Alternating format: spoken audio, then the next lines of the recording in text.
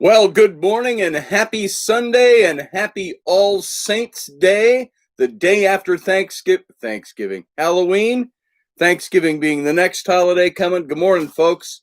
Welcome to It's Sunday, and I'm just still adjusting some of my lights and looking at things that are in the way. We got a lamp. Let's move that. Boom. Something like that. I got a big pile up of stuff back there. All here, look, things you don't see on camera. That's a bunch of boxes stacked up of books with different things placed on top of them. And sometimes people just come and throw stuff in there saying, "Oh, this is Dad's." And you look back there and there's a huge pile of junk. So let me lower my mic a little bit. There we are. Raini is not with us yet.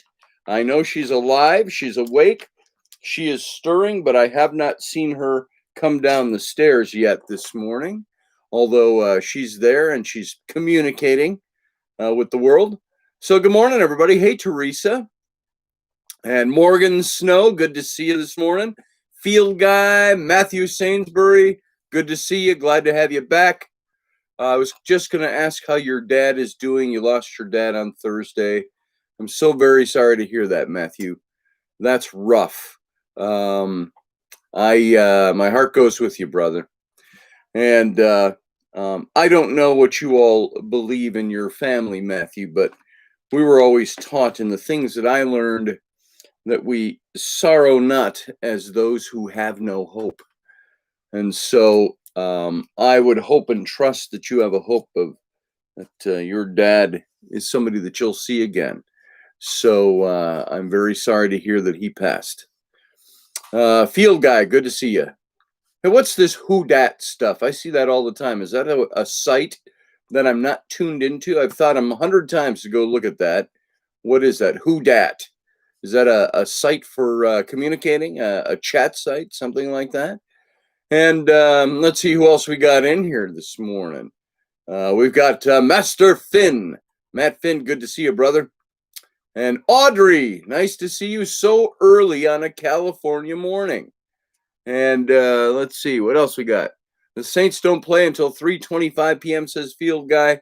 So guess after this, I'm a steam on the Twitch since I'll be bored. Well, there you go.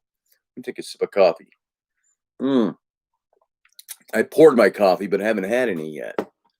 So let's see, who else we got? I don't want to miss anybody who's here already. All the early boy, you guys had quite a conversation going on before we got started here, or at least lots of people in there talking. So welcome to you all. If I missed you, it's only because my eyes get lost in the post. I don't know what that is. Oh, that's saying that my show started. So maybe some of you are just getting announcements as well. So Electra, nice to see you this morning. I do like, by the way, your messages you send out on Instagram. And just because I don't respond to them all doesn't mean I don't see them all. So good stuff you put out there. And how are you all feeling? Kenny LaFarva. I just want to say it like Brett Favre. So Kenny Lefevre, good to see you, brother. How are you all? And welcome, by the way, on Sunday morning. Gary Baxter, good to see you. How are you all feeling about the election?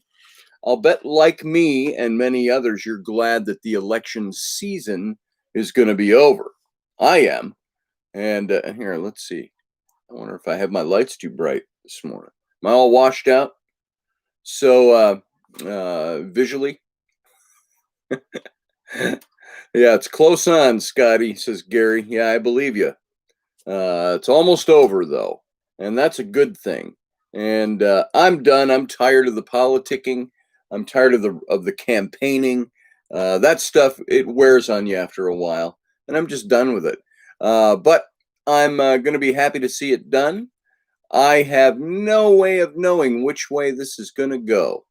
You would ask me several months ago, before the coronavirus, all that we talked about was Trump's going to be running next year again, and he's a shoo-in. He's going to win in a landslide. And now this corona thing has been so articulately played politically that to use as political weaponry.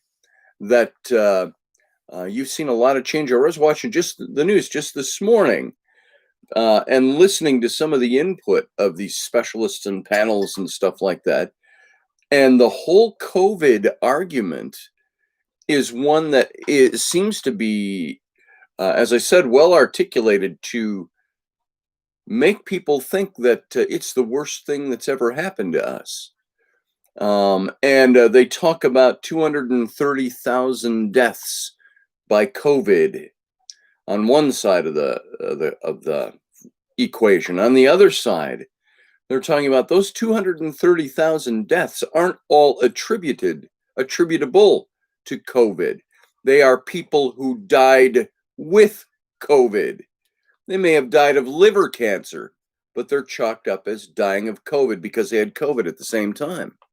Hey, Audrey, she's Scotty. Sorry, I had to let people out of my compound. I had a few that stayed over because they partied a bit hard last night, I'll bet. So what, you got big walled compound there and armed guards and gates? Yeah, release the people coming in. So glad you're here, Audrey.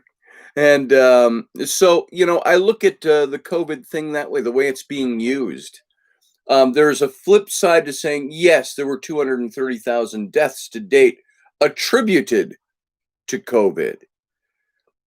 But even at that high number, there is still a 99.99% survival rate of COVID. So while 230,000, we hue and cry over the loss of life. And yes, there is a loss of life with COVID, and we can't downplay a single life that passes.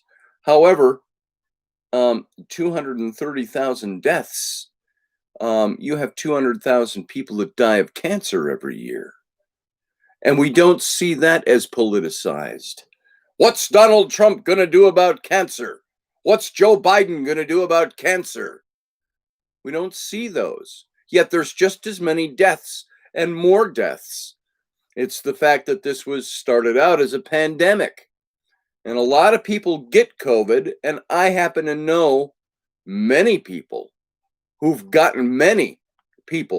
contracted COVID-19 and survived it. I know 2 or 3 people who've passed from it. And so one was in Egypt, where they were hit very hard by COVID. And so here's the big question that's out there is, are the numbers that we see and the way that COVID has been politicized accurate? And that's the big question that's there. Yeah, you always have to be safe. You have to be careful. But do you live in fear of it? I don't live in fear of it. Now, knock on wood, I won't end up with it ever.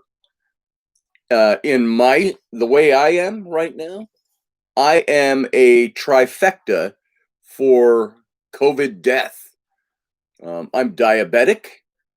I'm 60 years old, almost, a couple of weeks. And happy November, by the way. And I am, and I've got heart problems. So I've got heart disease. And so you put all 3 of those together, I am, all I would have to be is a black man to have 4 things wrong with me, to be susceptible to catching COVID. So I've got those high numbers. And I have to say, I have been somebody who's been cautious and careful, especially early on. We didn't go a lot of places. My wife didn't want me going out to run to the store or anything like that. She did all of that. Yet I'm not, I haven't been infected so far as I know. I was clean. The last time I was at the hospital was about 5 weeks ago when I had the heart attack again. And they did a COVID test 5 weeks ago. I didn't have it. Do I have it now?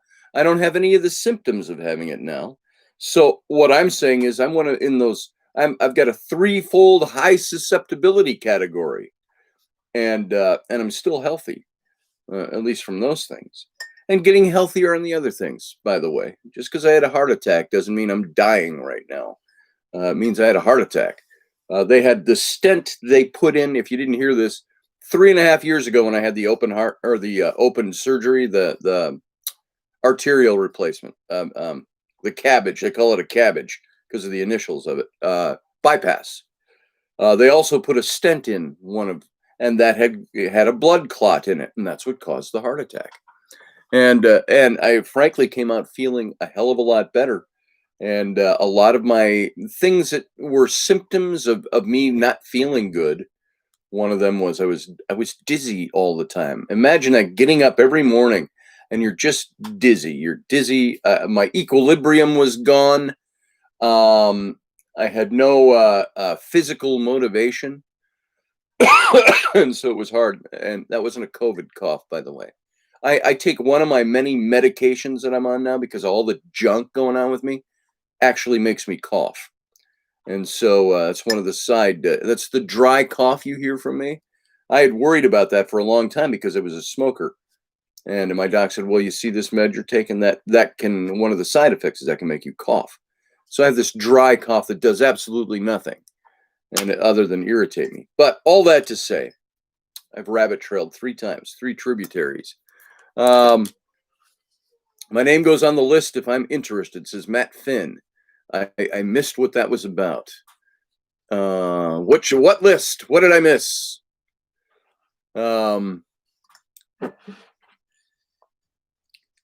Yeah, Matthew has heart problems as well. That's why this stress I'm going through, you have to be careful. You do have to be careful because stress is a killer.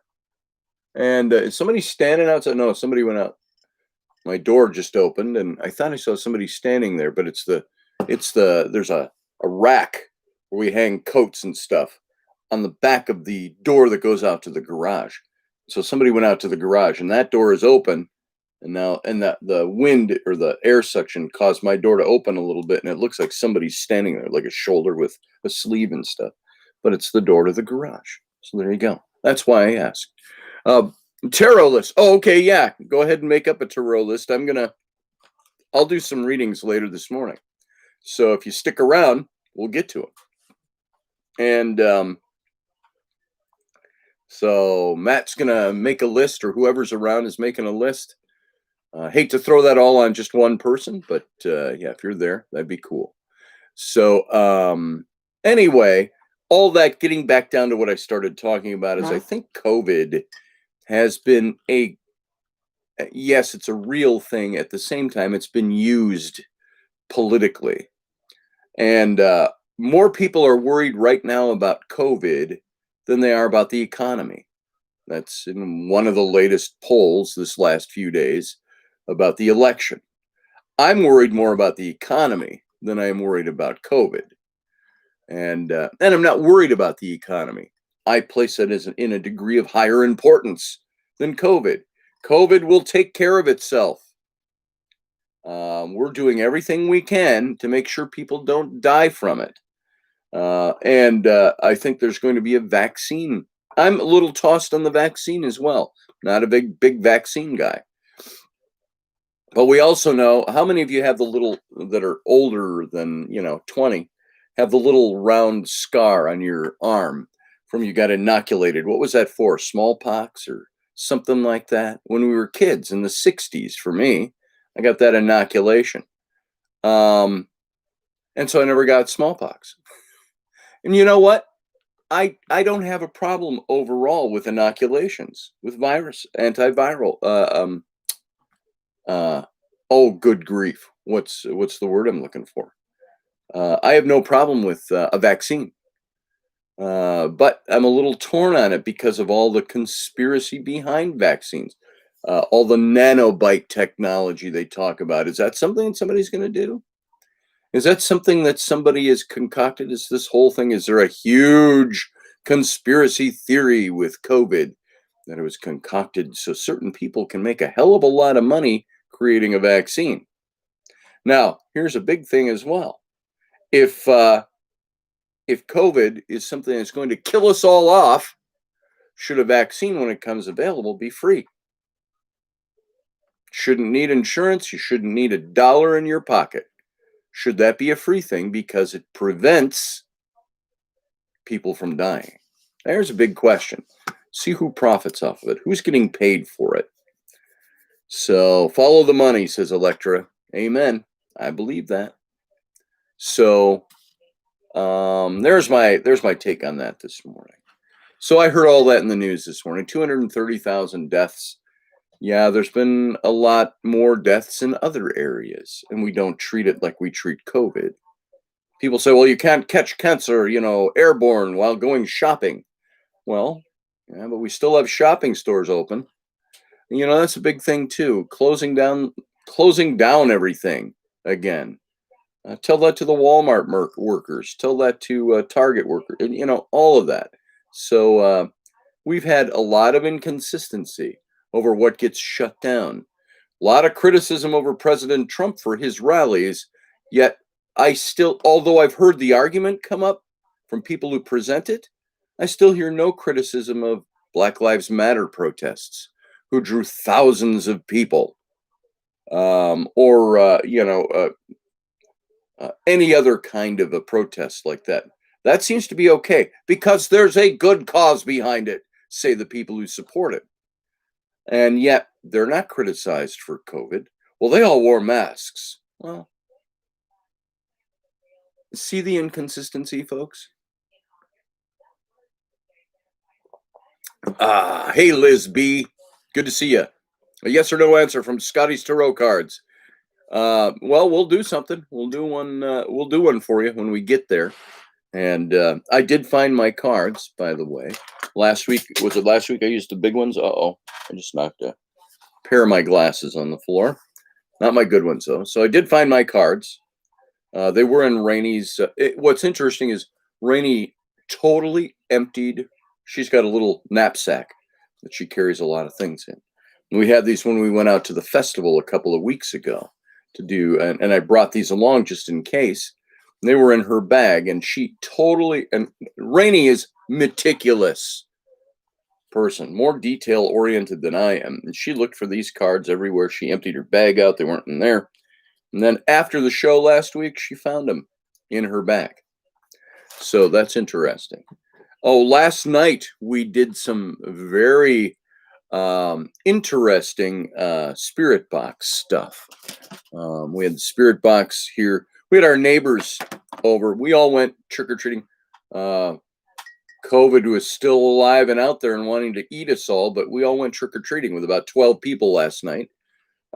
Parents across the street and their 2 little girls and our 3 kids and Raini and I, and then a friend of Raini's mom brought her 2 kids over to go trick-or-treating with us. And so the whole lot of us went out and roamed the neighborhoods for about an hour and a half, from about, it wasn't 7. We were home by 7:30. So we started around 6:15, and we were home by 7:30. And I said, we never went trick-or-treating when it was light out when I was a kid. You always waited for dark. But so we went out and we just did the neighborhoods around our house, obviously. My kids came home with a haul of candy. Unbelievable, massive haul, motherload of candy, all over the living room floor, and there's separate piles, and piles that were like this of candy. And I'm like, it's unbelievable. But our neighbors, John and Bree, across the street, they come over a lot. They hang out on our front patio. We hang out with them. And they came and trick-or-treated with us last night, and they had never seen how this thing works. And I said, well, let me show you. And we sat right here at the desk, and we were talking, and we were asking. Bree was asking about somebody that was a very good friend of hers. They never dated, so there wasn't that whole ethical, am I going to offend my husband by asking about this guy? But asked, and then he was dead, and asked for him. And I asked for I talked about before I had done some spirit box stuff or tape for EVPs with my great grandfather, who was murdered in 1926. Excuse me, I almost spit when I said that. 1926. And some of you have heard the story of that. Stephen Foster Roberts, my great-grandfather, was about 30-ish, and he was murdered during the 1926 elections. They were all sitting small town in Ohio. He was a businessman, and they were all gathered at the think of Mayberry and Andy Griffith and all that. They're all, instead of Floyd's barber shop, they're all gathered at the post office, and which was also the Five and Dime, and drinking soda pops. And he was sitting up on the counter, and there was a bunch of the guys there, and they were all talking about the election. And this was the election. This was in November of 1926. And one of the guys, who was a younger guy, Aubrey Edwards, disagreed with my great-grandfather's political stance, and they were arguing. And and he got really heated, and the postmaster who ran the place had him ousted out. He says, "You got to go home, Aubrey. Go calm down." And he had him taken out. A couple of guys took him out and said, "Go calm yourself down." And he returned shortly later with a shotgun, and entered the Five and Dime post office, and where my great-grandfather is still sitting on the counter, and they're all drinking pops and talking politics and other stuff. And he started yelling at my great-grandfather for his stance. And you hear my kids yelling in the background. And he jumped down off the counter and told Aubrey, who he had kind of mentored, in a way, my understanding of things. And he told him, "Put that gun down." And Aubrey shot him in the chest. And he died a couple of hours later. And Aubrey then went out onto the porch. Guys were playing music. Somebody asked him to play the fiddle or something like that. No, that was earlier. But there was all these guys, and he went up and down the street, ranting that he just shot that goddamn Republican Roberts. And so I guess my great-grandfather was a Republican. So that story. So we were talking about that last night. The only reason I bring that back up again, we've talked about that before. And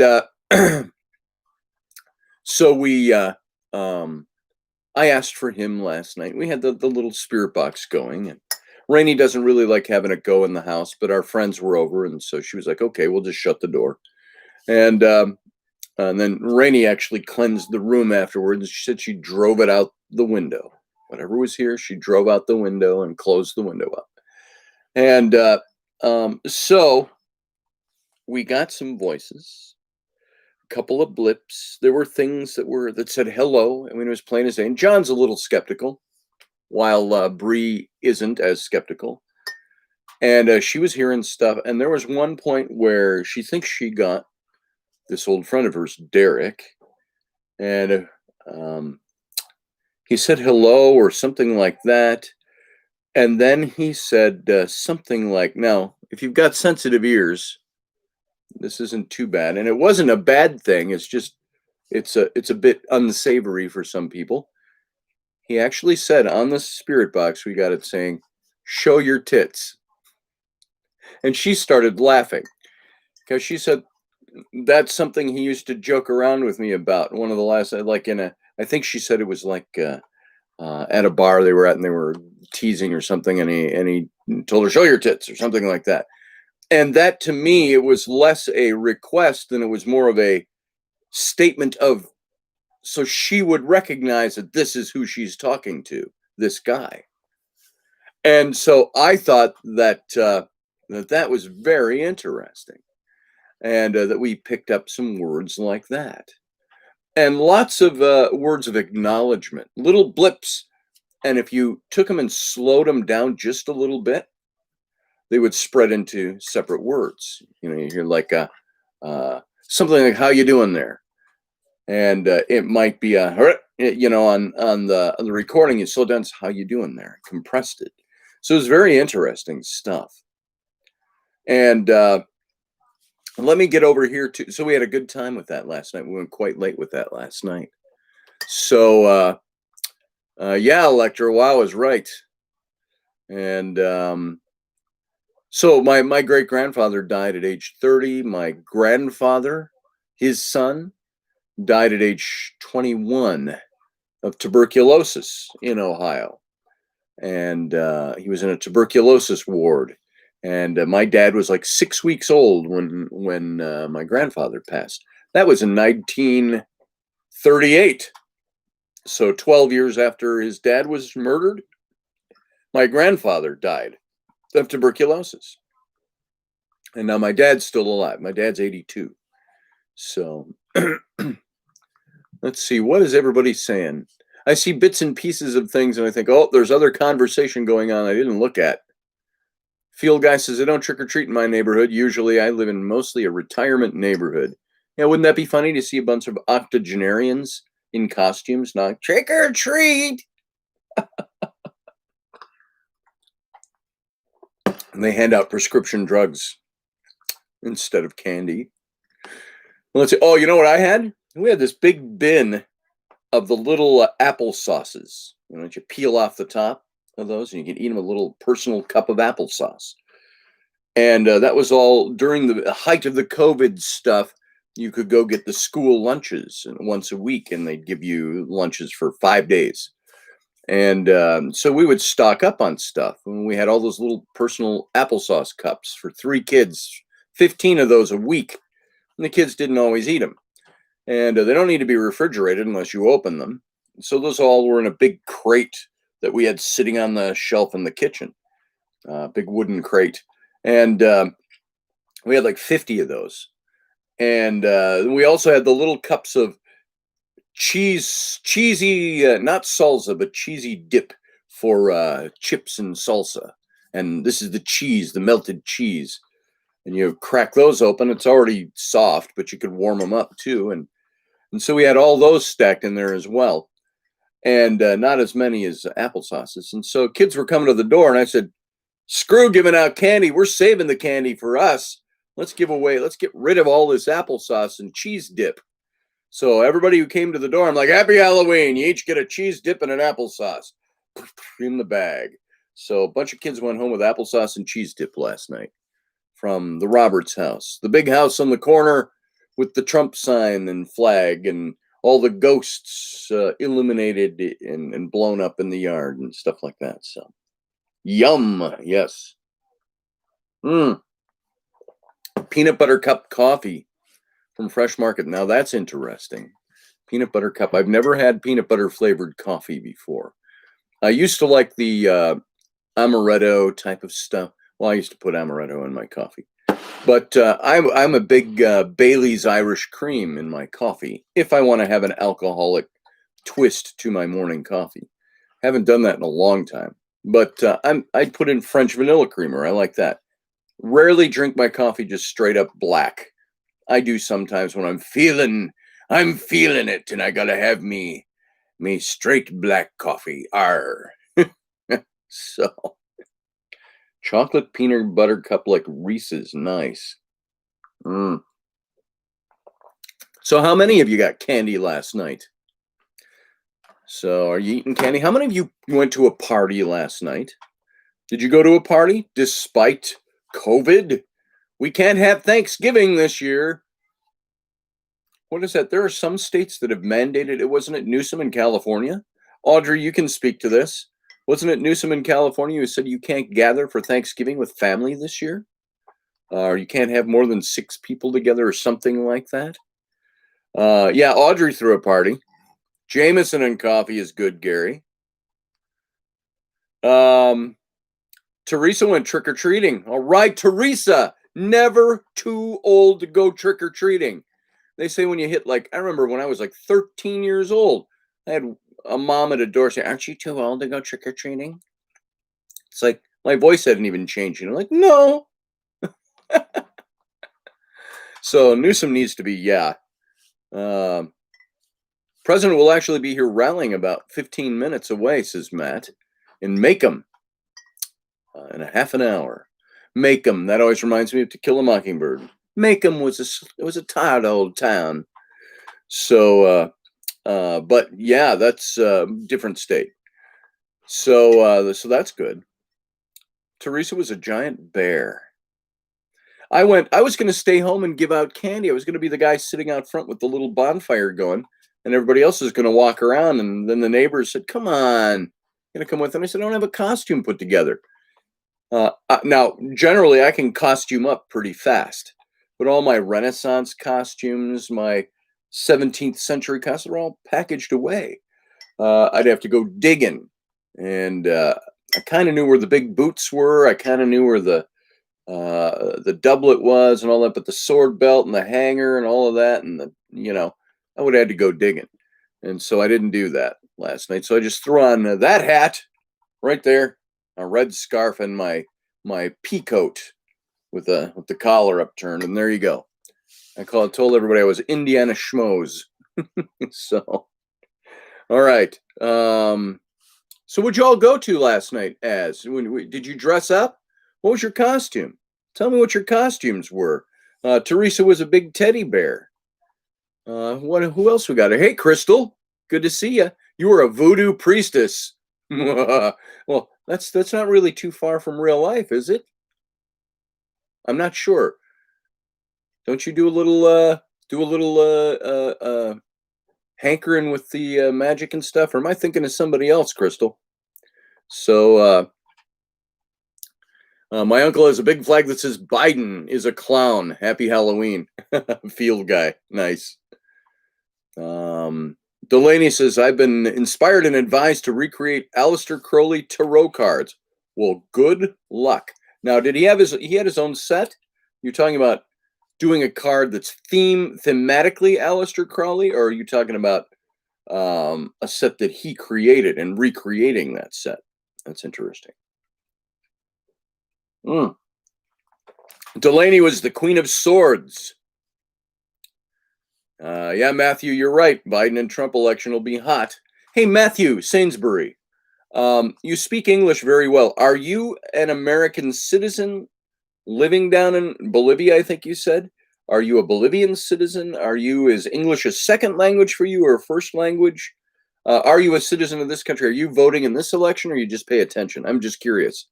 So Steph says she got a unicorn outfit that looked like it was an outfit for the village people. So I was a stripper unicorn. Oh, I like that.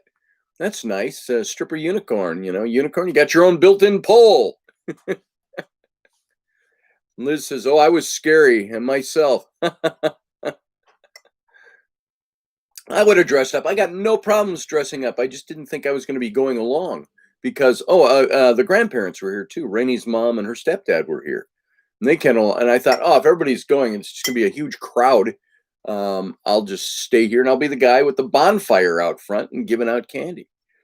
And so I ended up going at the last minute without having a costume.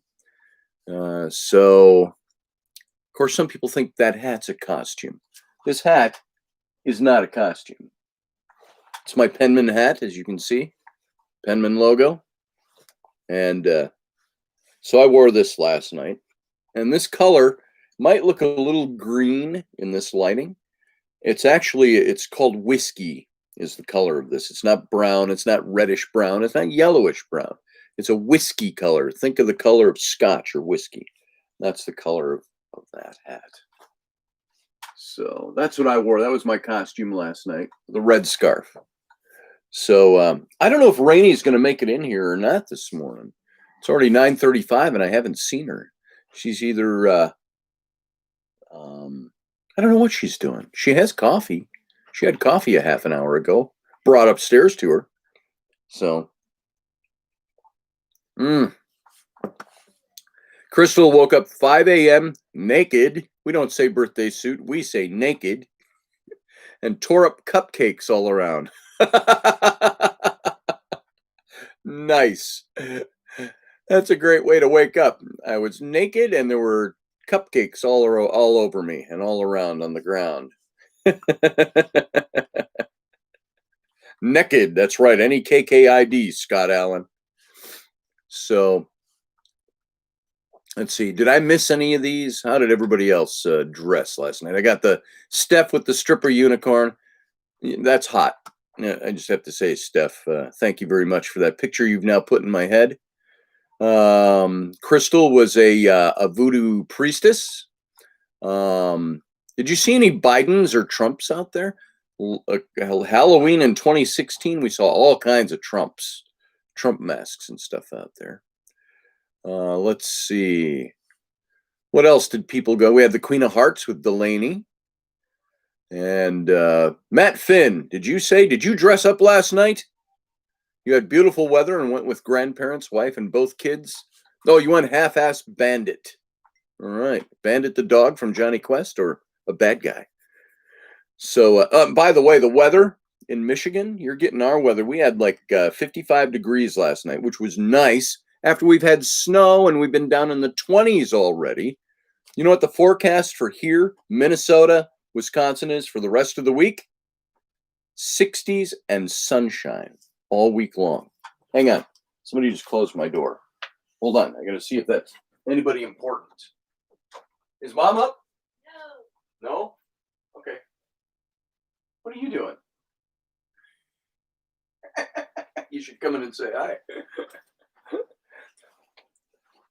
So, I just went out because the door opened and shut, and I asked, is Mom up? And this little girl was standing in the bathroom around the corner here, and I turned around and she's holding the phone in her hand with the earbuds in, and I come around the corner, I go, is Mom up? And she's standing there going, no. It's like, did I catch you doing something? You're just standing in the middle of the bathroom. Yep. So are you talking to somebody? Yeah. Oh, all right. All right. Hi. I'll let you go then. That's Rowan this morning, still with makeup around her eyes from last night. There you go. Chocolate. Oh, it's not chocolate, huh? So, anyway, any more costumes up here since I walked out of there? I thought I heard Mom up. I was going to see if she's in. You saw a sniffy Biden. Oh, yeah, I saw that costume. And Raini showed me some pictures of that. She says, oh, I should have done this. It was with the fake head of Biden and his hands over your shoulders that you wear, and he's sniffing your hair. That was a costume that a lot of people had on last night. I didn't see one, though. Matthew asked, you ever saw the Sleepy Hollow Bridge? Because they say Sleepy Hollow is a real place where the story of the Headless Horseman legend emerged. Yes, I have never been to Sleepy Hollow, but you can go visit the town of Sleepy Hollow up in New York. And yes, the town was where Washington Irving. It was Washington Irving that wrote the legend of Sleepy Hollow, right? Yeah. Where he pulled the legend from. The old footings of the bridge are still there. The original bridge is long gone.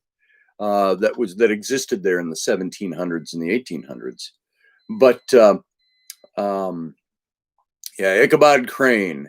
Yeah, it's a great legend, and there was some stories that were the original source of the legend that were very different, and so it was a pretty neat story.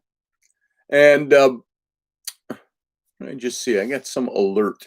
Just came. Hold up here a second before I get back into Sleepy Hollow. Oh no. Joe Biden just promised to lead an effective strategy to mobilize Trunolimnum Prusure. I have no idea what that is. Did he just have a stroke mid-speech, it says? Oh, yes. Is the place where you're talking about, is that where you find clowns? Clowns. No, not Sleepy Hollow. That was the Headless Horseman. If you remember that movie, that's a great movie, by the way. Johnny Depp did a good version of that movie. It's not true to the original legend as written, but it's pretty good. We'll watch that. Maybe this afternoon tonight. I'm going to keep talking here, okay? Can we find a clown? Nope. Oh. Bye. Bye. So, what does this say? It says, oh no, Joe Biden has stroke out mid-speech again? Let's see. What does it say? I'm back. Hold Hello, on. world. You see the dark circles under my eyes? Yeah. Newborns mean you don't sleep. Anywho, we are days away from the 2020 election. Let's just see. I don't really know. But hey, neither does he. I don't really know. But hey. Did I miss it? Please don't screw the. I don't really know.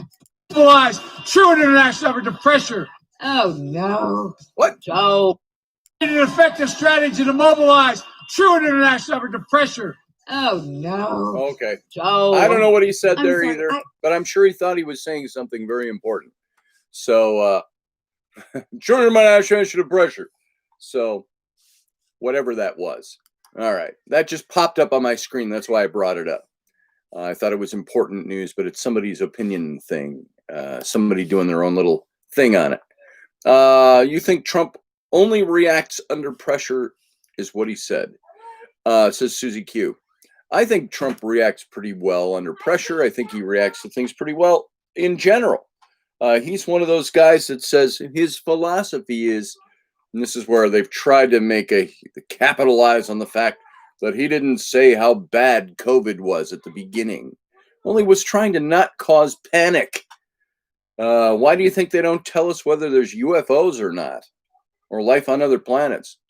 The same philosophy goes behind that. Maybe one is more serious than the other, but there are things that the government doesn't say because they don't want to panic the people. Now, does that mean he was unprepared? No, because Trump was getting criticism very early on for doing things to prevent more virus from coming into this country before we even knew what it all entailed. And so Biden and a lot of people were already criticizing him very early on for the way he did things in a positive way at the beginning. So don't listen to the hype out there. Let's see what else we got. Going camping tomorrow afternoon for a week in the deep woods of Pisgah Forest to bide time. That's Gary Baxter. I would love to go camping out there.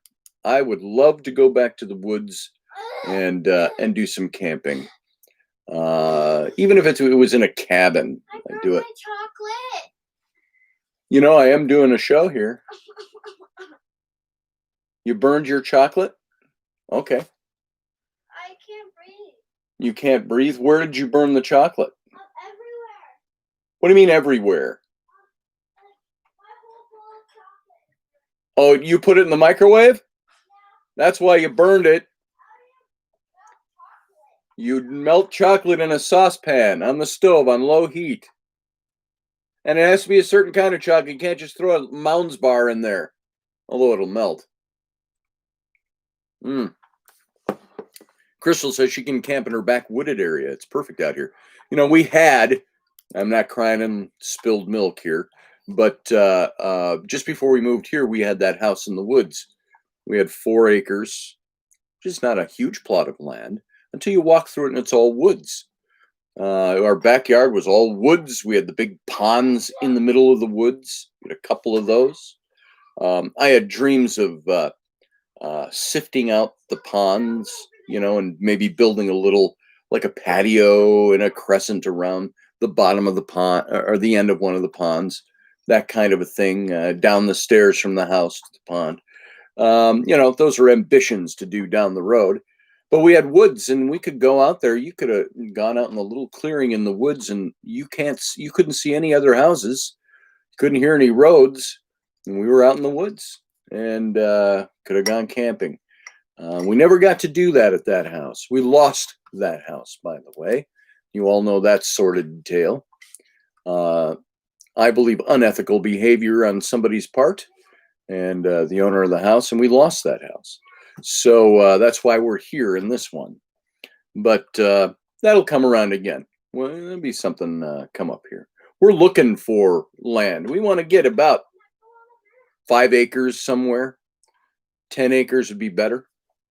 Be nice to get a little bit of property. Okay, good. Fantastic.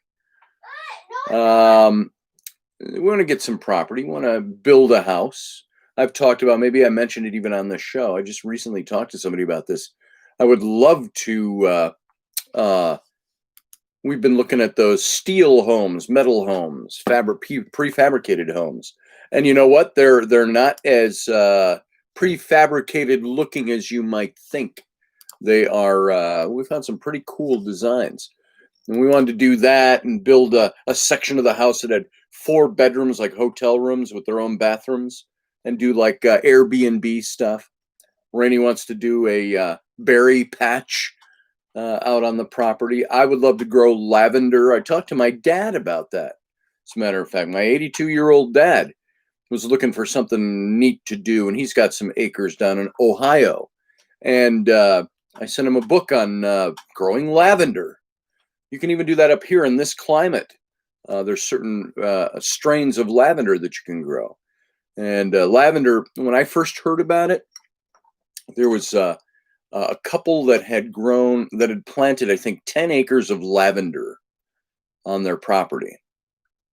And low key, they had a little, I saw pictures of it. It looked like a little log cabin, shed type of thing on their property where they did the processing and the drying of the lavender, and they'd ship it out from there to companies that made lavender oil and all the stuff they do out of it. And they made like $400,000 off of their 10 acres of lavender. And they didn't have to have a big combine to plant it and all of that. So I thought, wouldn't it be neat to have an acre or two and plant some lavender and do something? You could make a little bit of extra money on the side. So, we're looking for something like that. We're looking to eventually, hopefully before I'm too old to enjoy it, get some land and build a nice house, and maybe even our dream house. That'd be fantastic. So, I've got a lot of high hopes, and like things like the book I'm working on that could go to movie, that could go, all these different things that are out there. You have these elaborate plans to say, I don't have 30 years to save up for something right now left. If I live another 30 years, I'll be surprised. I'd be 90. And so I think that's, not that I think that's impossible, but I could live to be 105. Daddy. But I've already tried to prep my kids who ask me those questions. Well, how old will you be when I'm your age? My son asked me. And Flynn was born in 2009. So I was 49 years old already. And I was 48 when he was born. And I said, boy, Flynn, when you're my age, I said, and he asked me that question when I was 56. Dad. And I said, 56 and 48, do the math. I said, I'd be 96. I said, I'd be 106 years old. Likelihood is I won't be around. And that gave us a good opening to talk about death. How do you get a Yes, burnt what? chocolate smell to go away? I don't know. We'll talk about it when I'm done with the radio show, okay? How do you get burned chocolate smell to go away? Well, she thinks by sniffing a root beer can, that's the way to do it. I got some up my nose. Chocolate smell or root beer? Root beer. Okay, go on. See ya. Scram. Talk with your friend on the phone. All right. Yeah, that's how you get rid of burnt chocolate smell. Burn some graham crackers, says Field Guy. So, Paul from Newcastle, how you doing? I haven't seen you for a while. Good to see you, brother. Glad to have you here. Let's see. Audrey, Crystal makes awesome soaps. Crystal, do you make soaps? Crystal MacArthur? Crystal, if you've got a link, put it up here in the chat room, please. I'd love to go see what you do. Maybe it's on your Facebook page or something already, and I haven't looked it up, but put up a link where people can see your stuff. And anybody, if you've got stuff that you're selling, or if you do readings, you're doing things like that, or you've got a radio show of your own, or a podcast of some kind, go ahead and put up the link for people to see. Announce it. Let's get everybody networked here. All right. So drop the link for the soaps, Crystal, says Audrey. And I'm in full agreement. And let's see, somebody had a list going for readings. Why don't we hit that right away? Was it Liz that asked for just a yes, no? Because I can do, I'll do 1 card readings today, folks, and that'll make them go in a flash. So I think it was Liz who asked for a yes, no earlier on. That was the first one I saw. So Liz, I think that was you. Can somebody verify that for me? If that was Liz, I'm going to shuffle for Liz for the yes, no. Susie Q wasn't here earlier. Matt was going to make a list, and somebody else, and Scott Allen. Oh, Scott Allen needed the yes, no. Who needed the yes, no? Oh, thank you, Liz. She is, when she's not being a brat. Sometimes your cute kids, there is a click over somewhere in there where your beautiful, cute little kids click over into turning into rotten brats. And it's like, when does that happen? And why does that happen? It's because they're growing up. They're feeling their oats. So my beautiful young girl is also a rotten brat, aren't you? No. All right. You're rotten. You even stink. No, you stink rotten. All right. Let me, I don't know who that was. That was Flynn, I think. All right, Liz, let's do your yes, no. So I'm going to shuffle a couple of times specifically for Liz here right now, and we'll do a yes, no. All right. No, put that down, please. This is not your place to do that. This is the only place that doesn't All right. stink. And sometimes precociousness. Dad, Here's the other one. Dad, I've got you all shuffled up, Liz. If you hear anyone knock, that's my friend Ava. Here, come up here and stand up and say hi. As long as you're here. Bubbles! There's Ellery. Everybody still got makeup on from last night. Uh-huh. I'm Yeah. going to take mine off. Hi, good morning. I was a strawberry. She was a strawberry. And I got like 100 pieces of candy. At least 100. So, do you like her haircut? It's starting to grow and it looks really, I think it looks really cute. But that was the haircut she gave herself about 10 days ago. I want my hair this straight, but then this curly. Yeah, this straight, but this curly. We'll see if we can First get that I straighten achieved. this, then I curl it. All right. I'm going to do some readings for people, okay? So I'm going to have you get down. Nope. So I'm going to have you get down, all right? I'll see you in a bit. All right, Liz, we're shuffling up. If you were here, I would have you cut this deck, so I'm just going to cut it one time for you. And let's take the card off the top, a yes, no. All right, you got the 7 of Wands. The 7 of Wands. If you look at that card, that's a card that says you got to defend your position. You see there's a lot of, you see all the stabs that are coming up here that are attacking, and he's warding them off. That is a sign that you will need to be in the very near future, if you're not already in the middle of it, that you need to be defending your position. And that defense of your position is something that it doesn't bear necessarily a good or a bad or a yes or a no with it, but it's something that you're going to find yourself in the middle of. It's kind of it's more of a positive yes, only in the aspect that it represents long-term success. And it's long-term success that's due to your strengths. It's you defending the high ground. You're on the high ground already, which is a positive, and you're defending that position. Meaning you could lose that position if you're not careful. So you have to have careful defense of your position. And it's you have the strength to overcome the obstacles that are able to, and you're able to take on calculated risks, is what this card is telling you. So you use courage, you stand up, you take your position. None shall pass is your position. And so the answer is really, this is a yes card, more than I said at the beginning. I was thinking it's yes and no because it's how you defend yourself. It's really a yes. It's a positive card because you're already on the high ground. You're already defending that position. Now, are you in a position right now, Liz, where you have to defend your position on something? You've got to take the high ground. You've got the high ground, and you've got to stand there and defend it. That's what this is about. And so that's a yes. Whatever your question was, whatever's going on in your situation, this positive card, no matter what it's referring to, is a positive card that has a positive message. Therefore, a yes as an answer to that. So I hear Rainy, so she might make her way in here. By the way, folks, Liz, I hope that was helpful. All right, so go Liz. Yeah, says Susie Q. All right, I'm waiting. Rainy might make an appearance. We'll see. I'll send a message. I've got a stool here for her. God. Hi, beautiful. Because they're probably sleeping. Kids already? Yes. Well, that doesn't mean they're awake.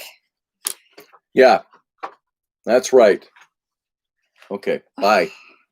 There's my lovely wife. Hey. Good morning. Here. Need more room. There you go. Yeah. And there's Ellery. Who's Ellie? Okay. Say good morning to You're everybody. pushing Mom off camera. You already said your good mornings in here. Oh, did you? She did. So. I just like to be in here. Yeah. Yeah, like all times, By your she mommy. likes to squeeze in the middle. She just wants her mommy love. She just wants her mommy love. What about your daddy love? Mm-mm. She always elbows me out. Don't you hug my mommy. Let me get in there.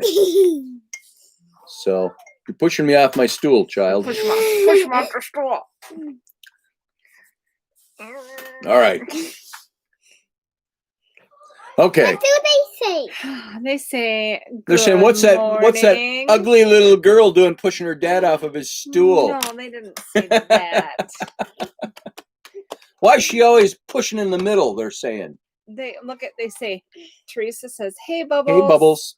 And where did I just see more Bubbles? The rainbow. Barry says, yes, Bubbles in the house.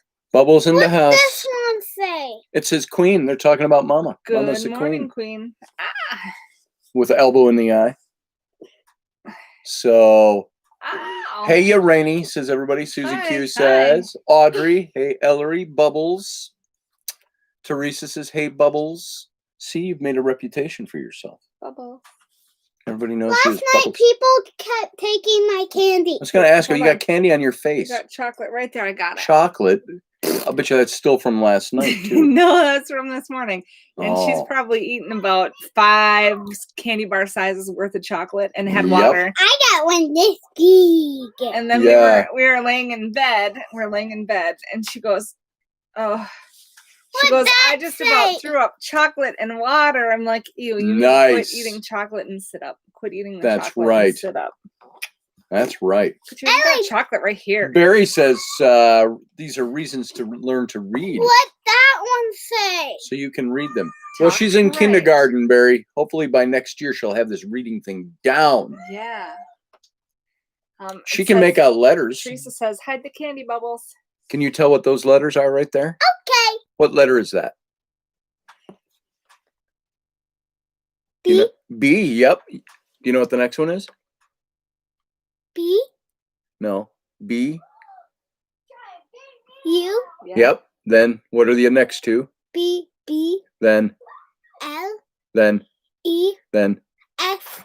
What does Good that job. spell? Bubbles. Bubbles. Ouchie. See, she knows her letters. So. What that Hey, one Roger say? Rabbit. Where did you Oh, slip treat. in? She's chocolate, Mr. Big, all kinds of chocolate. I just saw somebody say hi to Roger. How you doing, Roger? He says hi. to How's us. Carly? Good to see you. Good morning, Scotty and Rainey and Ellery. Joining in while you Morning. cook. What are you cooking this morning, Roger? Can you type? I'm gonna stand up. I gotta fix So my Mom's got to stuff. fix her stool. Well, we've got a child crammed in the Oh. middle again. So there's the little child. There's Rainey's tarot deck. That's the one I used last week. It's the same as this one, just bigger. So Come on, Mama. I'm coming. let's see. All right. Oh, morning snuggles. You're pulling me right off. Okay, little baby girl. Can you go play? You got to go out in the I'm other room. leaving. You got to All go out right. in the other room because Mom and Dad are doing this show. You do the show. All right. Mom's gonna go. Yep, you got to leave. You hold my spot. I gotta go potty. Okay, when Mama comes back, you got to go. No. Yeah. Uh-huh. Uh-huh. Uh-huh. No. Yep. That's no. all day long, by the way, No. folks. This all day long. No. So, nice image of the family. Thank you, Matthew. That's only some of us. The other two are doing their own thing. No. Shh. If you're going to be in here, you got to be quiet. And you're not going to be in here for very much longer anyway. No. See, I talk like a dad. I'm not like, oh. I'm like, get out of here. No. Yeah. No. So, yeah, I think so. No. That does. Nobody up there is saying no, that you can stay. No. Everybody says, Ellery, you got to No. go. No. You're cute no, and no, Bubbles no, and all of no, that No. juju, but you got to get out of here. All that says no. All right. I hope this is stimulating live broadcasting for you folks. No. So No. quiet now. No. That's a cat. LOL, Mr. No. Oh, to Carly, yes. Your kids are all grown up. You missed this age. I want grandkids. Crystal, you know what? I had 3 older kids, and I was almost grandfather age when I met Raini 15 years ago. I was 44 when I met Raini, and I had friends of mine from college at age 44 already had grandkids, and so I still don't have grandkids. My oldest, my 28-year-old twin daughters, they're one of them's married, but nobody's planning on kids anytime soon. So that's just fine. Not being a grandpa for a while is fine with me. I tell you what, why don't you? I'm going to go fill up my coffee. So if you all need to take a, as we call it around here, a potty break. Dad, you have 7 kids. I have 6. Abby, Bryn, Sam, Flynn, Rowan, you. That's 6. I'm going to go fill up my coffee. I'll be 1 minute, folks. This little child here will keep you entertained for a minute.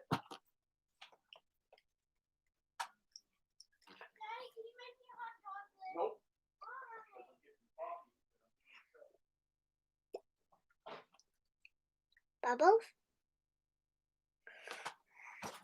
Bubbles.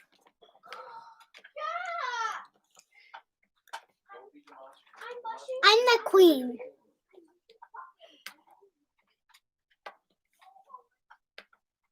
I am the queen.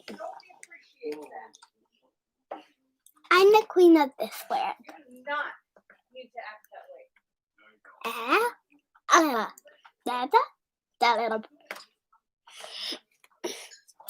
No. Are you talking? Sing them a song, Ellie. Toot toot toot toot toot toot. Yeah, toot toot. Okay.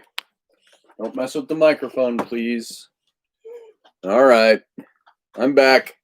Now, as you can tell, this is very different than our daily Intrepid radio program. Because it's Sunday morning, it's casual. The family is in. Raini's here. Ow! And the small child is here. Come on, fix your pony. And I'm talking until my friend gets here. no, you're talking until you're done. Oh, look, you're done now. It's time to be done. Hold on, it's stuck in your hair. I'm gonna pull 1, 2, 3. Oh, there we go. So my wife is going to join us, and the child is going to leave us. So No. say goodbye to everybody. You get down, and I'll send a message and see if Haley can play. All right. All right. But you got to get down. No, So you know what happens on Sunday mornings? Try to talk about a couple of important things. We do some tarot readings. My wife comes in, we talk, and for the most part, you just get to see the function of what goes on around here. This is this is about as family a show as you can get. After you're done rolling. Because everybody comes in and out. The only one who doesn't come in and out is my son Flynn. He's not shy. He's just not big on doing stuff. He's upstairs. He was able to connect with Waylon on the Switch. Oh, all right. And so they're doing that. We had a big fight last night at midnight. My son was on his Switch, his game player, and he had his headset on, with the microphone attached to the headset, and talking with his friend Waylon, playing games. And at about 11:35, I heard him up there still playing games, and so I walked in and I said, "You got to get off of there. It's late. I realize it's Halloween, blah blah blah. There's no school tomorrow, but you got to get off." And no, I don't want to. No. And I said, "Mom," I said, "What do you think?" And she said, "Yep, I agree with Dad. You got to get off of there." Well, I told him he had to be done at midnight anyways. And so I told him, midnight, you're done. You got 25 minutes to wrap it. I came in at midnight. I'm going to move away if you're going to wiggle. I'm wiggling? You're wiggling your legs. You're shaking your legs. Oh. Who would know? I know. Quit wiggling. So. God damn it. And so. I'm going to go sit by myself. Okay. We do need to get I like having her right here, but we should get her hooked up, get her camera hooked up and a microphone over there too. Yeah. So we can just patch in together. Yeah. So, then you don't have to wiggle. Mm-hmm. Yeah, we gained an hour last night. No, we lost an hour. What is it? Fall back. So it's now 10 a.m. It would be 11 a.m. So sun came up a little earlier, but the days are getting shorter. So, or did it come up earlier? No, because if the sun rose at 7:30, it now rises at 6:30. Yeah, so the sun comes up a little earlier. It sets earlier. It's going to be dark earlier now. So daylight savings time. And so yeah, anyway, that's family hour here. That's what we were talking about. So Crystal would like a yes, no. Somebody's got a list. I don't know if there's a list in order here somewhere. We'll do a couple of these yes, no's and a couple of one carders. And Raini's here too. She can put some input. I'm gonna sneak over to my computer while you do that. All right.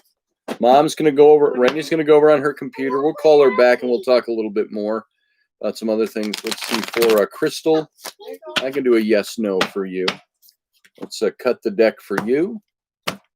And this yes, no, you've got the Tower, which is definitely a no card. No matter what's going on in your situation, if you get this card asking a yes, no question, it's a no. It's a big negative no. And the Tower is that card that says, if you look at this card, you see the tower is on fire, the crown is falling, it's crumbling.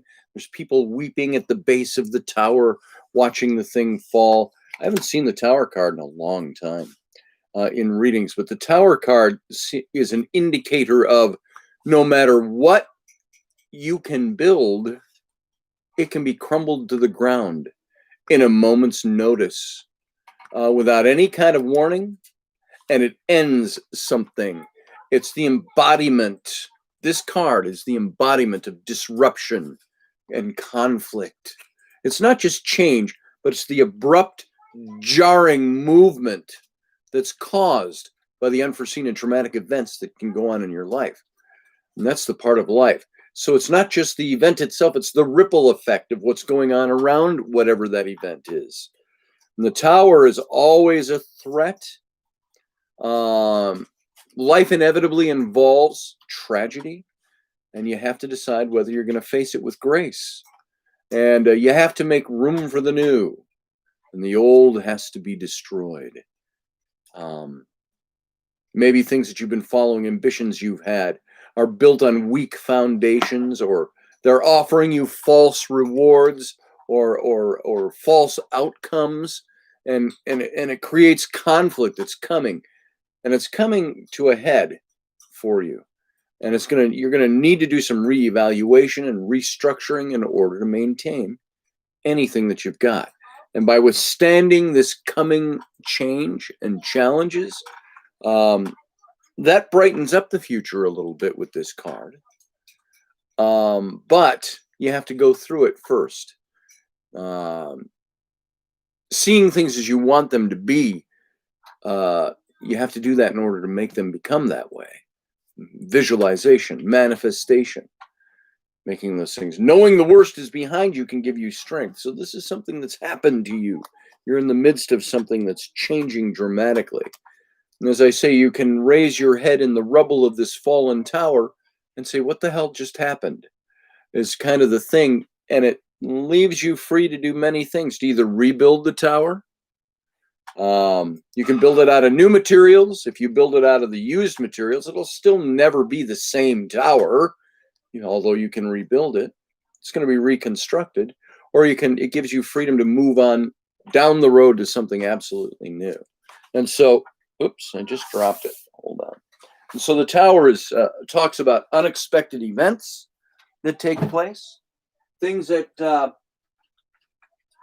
occur to you dramatically and change things not for the good. It's catastrophic, it's disastrous, it's overall negative. Could be related to accidents, disaster, damage, any other kinds of things like that in your life, your relationships, your business. And so I have to say, if you're looking for a yes, no, this is probably one of the most blatant no negative cards that can exist. So there you go, Crystal. This is just saying you might be going through some stuff right now, and whatever your question is, that wants a yes/no answer. That answer is definitely a negatory. So death would be a yes or no also, Captain. I got you, Scott. Yep. That's or Darth. I'm sorry, Darth would like a yes or no also. Cool. Thank you, Matt. Let's see. Gary says, hang on tight and kick it in the ass. Absolutely. So Darth, let's do a yes/no for you. And I'm going to shuffle this deck for Darth. Just going to go one time.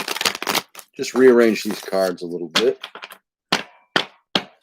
Okay, Darth, I'm going to cut this deck for you. Let's see what we get. Okay, we got the 5 of coins, which is also a no card. The 5 of coins, if you look at this card, it shows a couple. They're standing, in the older decks, you see them down to their feet. They're barefoot, dressed in rags, standing in the snow without shoes on, outside the warmth of the church window. And the 5 of coins, it has to do with prosperity. It has to do with your material well-being. This is the card of temporal impoverishment, and that's a big negative. You're standing here, you're seeing things that you put your hand to, things that you've invested your life in, perhaps your money in, your job, whatever that might be. The pentacles or the coins, it's the same thing. When you get the 5 is all about things that are negative, overall negative tone, and it has to do with financial matters, unemployment, ends of relationships, and it's a negative indicator for all of these things. And it suggests also that there's a certain duplicity that's going on. Now, I could just take these cards when we pull them and read them and go, oh, that's a no card. Whatever your question is, no. But maybe this pertains to something that's going on with you right now. It can suggest duplicity, loss of job, loss of fidelity, meaning there's infidelity going on of some sort. It's a time for you to be really careful about how you evaluate what matters in your life and work out your priorities, such as whether your job or your relationship matters most. And so in order to mitigate the damage in some areas of your life, you may have to let go of some others and let them fall away. And so this is coming of emotional, financial troubles. The good thing the only positive about this card is that when you see it, you already are seeing the light at the end of the tunnel, which is not just another train. You're already seeing that this is coming to an end. It's going to be short term, but definitely in the short term, this is a big no, Darth. So there you go. That's what I'm getting off of that. Yeah, I love this deck. It's a nice deck. Matthew, as far as art. And let's see. Corey says, I've died 1,000 times, so that shit don't scare me anymore. Yeah. Happens to me when I wake up in the morning. That do. He says, that's all Corey. That too. TWO? All right, there you go. Darth, you're welcome. I hope that's helpful. One thing I find about the tarot, if it's being read right, it's not something where you go, oh my God, I didn't know that about what's going on. It's usually something that's there that's confirming what you already know. And sometimes it helps just to have that confirmation that's there. It's confirming that you're going on the right path, confirming you're on the wrong path. Whatever it might be, it's something that's confirming what's going on. So there you go. All right. Raini's still over there doing her thing. Whenever you feel like it, Raini, you come on back over. Yeah, we're doing readings, so I figured I'd let you do your thing. We can go in and out. I was just looking for compression socks because I lost mine. Oh, Raini's looking for compression socks. Yeah. I compress your socks. Give me your feet. Duluth Trading Co. is 25% off everything today. And free shipping. And those are the socks I like. Nice. You got to like that. I got to get some compression socks too. I have to wear compression socks. It's my heart condition. It gives it makes my feet and ankles and my lower legs swell up. And I thought, how do I prevent that? That's gross. First of all, it's gross and ugly. What do I do about that? So I've just been wearing, and I hate it because I never used to wear socks. since I've known her. I've been barefoot or sockless. And so I had to start wearing socks, which makes me feel claustrophobic. And I hate that feeling. And so I started wearing them. And, lo and behold, I've stopped the swelling of ankles and feet and legs. And it's a venial thing down my leg. Well, we can do a surgery and strip out the inside of your veins. And so he said, or wear compression socks. So I'll try the socks. So there you go. And I hate it and turn it into an old guy who can't wear sandals when he mows his lawn when he's wearing shorts. You don't wear sandals anyways. I don't wear sandals. Well, tennis shoes. Mm-hmm. So shorts and tennis shoes. But now I got to have shorts and tennis shoes with big, long black socks that go up to my knee. That's sexy, huh? Yeah, you don't wear them anyways. I don't wear them anyway. I only wear compression socks when I wear pants. So there you go. I don't have pants on now. Just shorts. So yeah, he's pantsless. Mm-hmm. What do you think? Ta-da. It's cute. It's cute. That's what you want your woman saying when you're naked. Hey, honey, ta-da! What do you think? And she goes, oh, that's cute.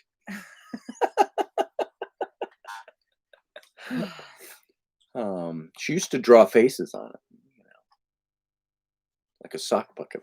That was before I lost my eyesight. Now I need thick readers to do it.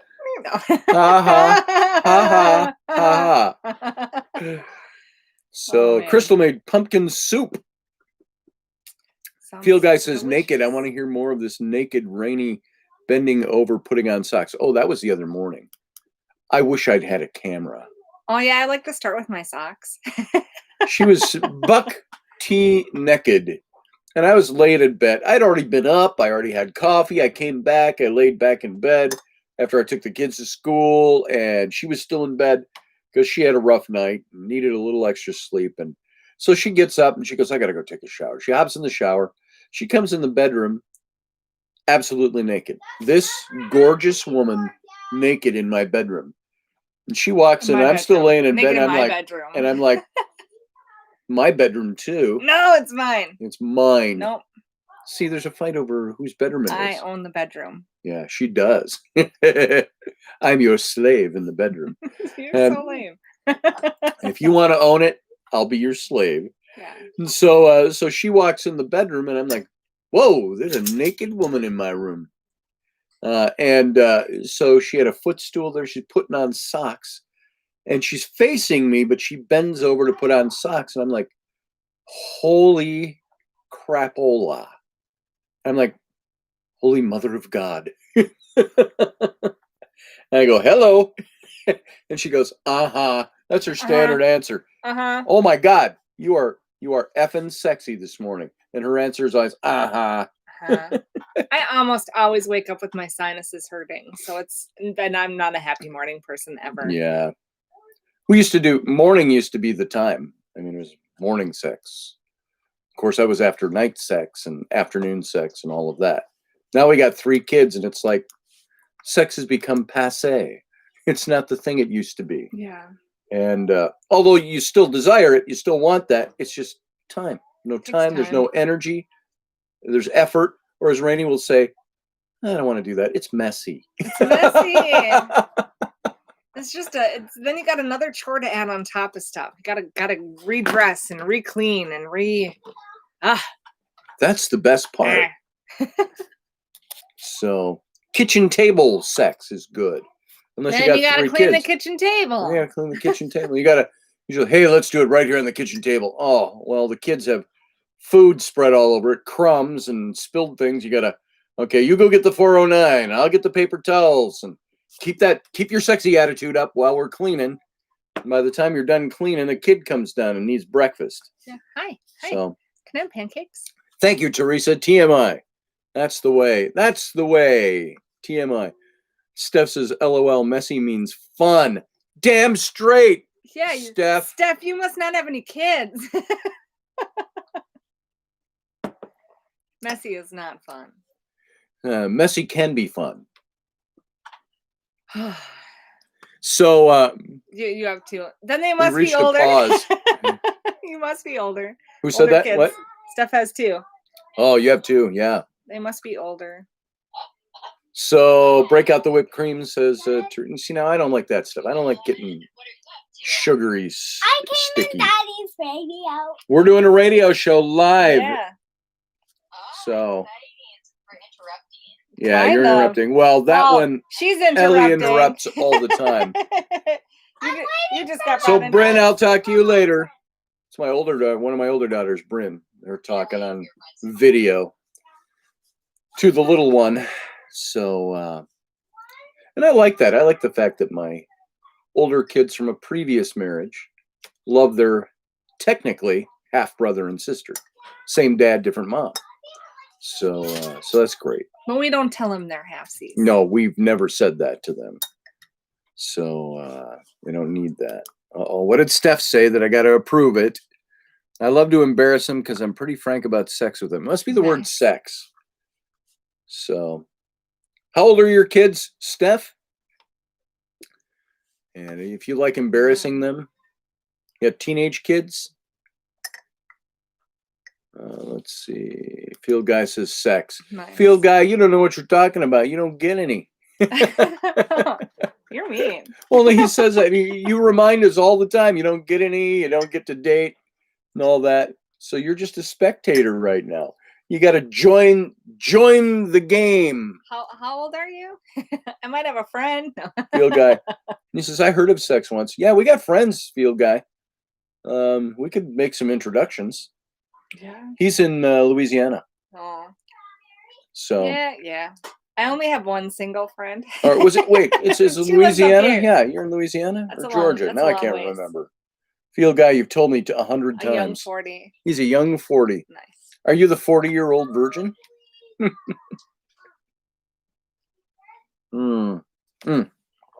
Louisiana.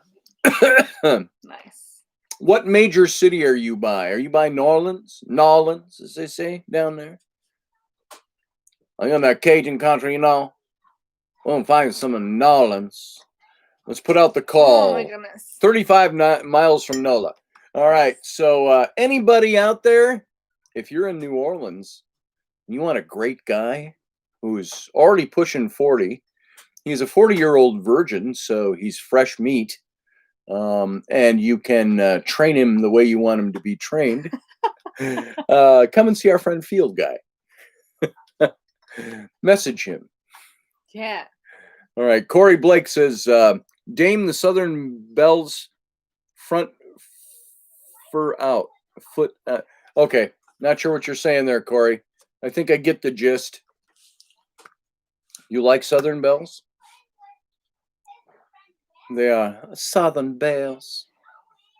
So let's see what else we got going here. There's probably some other stuff back here a little bit. You love doing kids are 18 and 22. 18 and 22. Yeah, That's a good age to 22. embarrass. Yeah. Yeah, it's okay for you to get messy. You don't have a lot to clean up. They're 18 and 22. That's right. That's right. I had 2 bags of Halloween candy dumped out on my bed while I was sleeping. There you go. Yeah. Huge bags of Halloween candy. And then Rowan tried to make chocolate milk, hot chocolate in the microwave so the house smells like burnt Hershey bar. It's gross. They're all naughty. Yeah. Let's see what else we got. I'm just looking over the chat room. Hey, can you take that call out of here, please? Because we're doing radio. Thank you. She just wants to be a part, Daddy. She wants to be a part while not being a part at all. She's talking to Grandma on the phone now. Or is it still Bryn? Still Bryn. Let's see. Steph says, oh, Rainy, I'd be rolling around naked in that candy. Really? Well, I had candy for I think breakfast. Field Guy wants to see you, Steph. Field Guy has some candy for you. Until trick or treat. Yeah, Steph. Hey, Rainy, trick or treat. What? Oh, Tricks, ow, tricks. ow, ow, ow. You get tricks. Oh, ow, ow. Look, you swelled it up. Oh, let me feel it. Yeah. Ow, ow. Ooh. She pinches that nipple hard. So I got good hand strength from 20 years of massage. that's right. Wow, don't. You make me jump. You go anywhere near my nipples with your hands, and you make me jump. Oh. So it makes me question why men have nipples in the first place. Because everybody starts off as a female. Mm-hmm. So you had nipples. No, everybody starts off not being male. You start off as a female. We start off neutral. Then we go, something splits one way or the other. Well, Teresa knows that stuff. She's all medical person. So, who else? Who's next on the list, Matt, for yes/no readings or one card readings? Doesn't have to be a yes/no. So, Field Guy says, I think nips are where the jumper cables go, right? Yes. That's it. Yep. And that's why you get the piercings, the dumbbell piercings. See, the jumper cables have something to grab onto. Flip them right on. Yep. One card. Let's see, one card, not yes or no. And that's for Scott Allen. Hey, let's do Scott Allen. And you can put your 2 cents in here too, Rainy. My brain's not functioning this morning. It hurts. It's all right. All right. You know, if I could have one wish, if I found a genie in a bottle, it would be that Rainy and I were in perfect health, perfect shape, and nothing could prevent that from continuing on. No more headaches in the morning or feeling down or gross or sinuses or, you know, feeling overweight. The side of my sinus this morning is all clogged. Yeah, it's gross. It is. All right, here we go. All right, Scott Allen, for your card, your one carder, I've got, we had this card already this morning. After all that shuffling, we got the 7 of Wands. All the 7 of Wands is saying to you, Scott, is that whatever's going on in your situation right now, you are already on the high ground. You've won King of the Mountain, and you're there. Now, what it is you got all those stabs that are coming up over the ridge coming at you. You're in a defensive posture here. It's one of saying you're already there, but you got to defend your position. You're in the right corner. You got to defend your corner. And so whatever's going on right now, you're already in the right place. You're already where you need to be. But you have to defend your position. And so, you know, this could be in relationship. It could be in business, your job, things going on in your life. So a very quick and easy card with this is defend your corner. You're already in the right spot where you want to be. Now you gotta maintain that. And you maintain that by doing the right things, keeping up doing what you're doing. Because you already made it to the high point. You didn't do it by subterfuge. You didn't cheat your way there. You didn't steal it. You won it, and you're there. Now you got to defend it. So whatever's going on in your life, Scott Allen, you go ahead and defend your position. And because, you know, you can lose it by not defending it. And that's the thing about that. And so there's conflict approaching. Very possible. This whole defending this position, if you look at that card again, look at that. There's conflict coming up over the ridge, and you've got to be in a defensive posture. So there's stuff that's coming, and you have to have courage. You have to overcome. You have to have confidence that you can overcome the hurdles. And the odds might even be against you. 6-1. Is that good odds? It's probably bad odds. And so this is kind of long-term success. If you were looking for a yes, no, it's a yes because it's a very positive reading card. So there you go. Steph says, oh my God, score. I was looking for my boots in my closet and I found a rogue box of Girl Scout cookies unopened. Yum. They're still good. Eat them. Eat them, Steph. Scott Allen, I hope that worked for you. Hope that has meaning for you. All right, there you go. Yay, Scott Allen, says Teresa. Matthew says, thank God I've not had any since attacks recently. Are you talking about heart attacks, Matthew? You suffer with sinuses. It can be very annoying. Yeah, it is. And so your whole face can blow up from sinuses. Man, and then having to wear a mask when Teresa, you go out makes everything worse.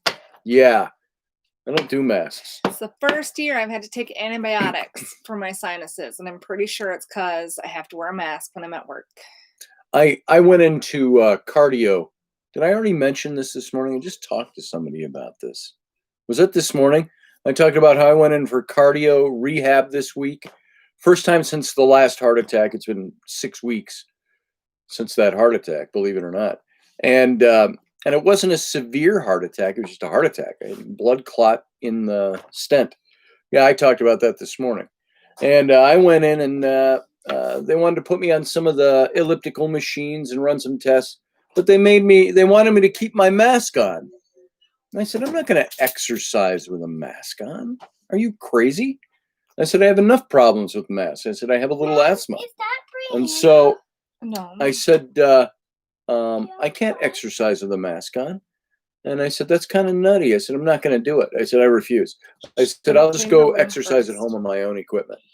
I know what to do. If you need to take a test and I need to keep my mask on, you're going to increase my heart rate already because I'm going to be breathing harder. I said, that's nuts. I said, don't you have a little more sterile environment than that?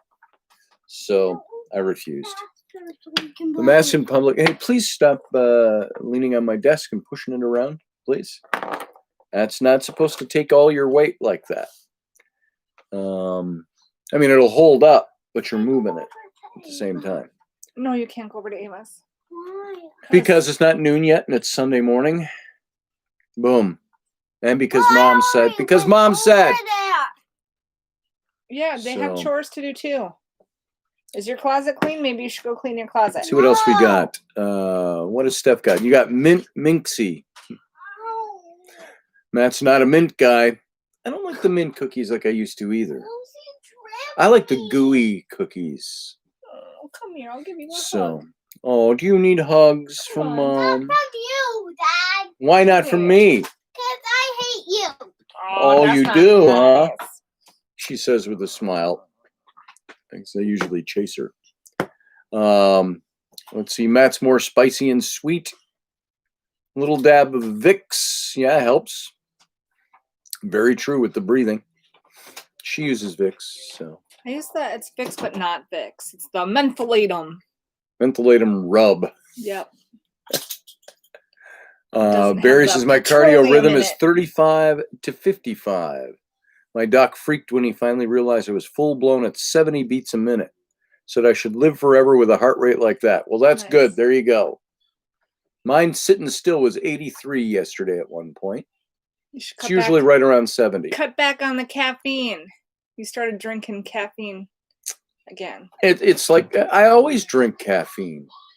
I know, but I only bought you that caffeine-free pop for a while. Yeah, but how many pops do I have? I have a pop every third day. I drink a lot of carbonated water. What the hell are they listening to out there? I don't know, but it's too loud. All right, let's do a couple more readings, folks. A couple more readings. Who's next? Yeah, I don't want to play that. So we'll do a reading for somebody. Right here, games. Look at see that blue square like that. Teresa for a 1 card. Did we read you, Teresa, yet? Let's do that now. Please. I don't think we did. Hey, shut the door as you're leaving. Thank you. Let's do a 1 carder for Teresa. All right.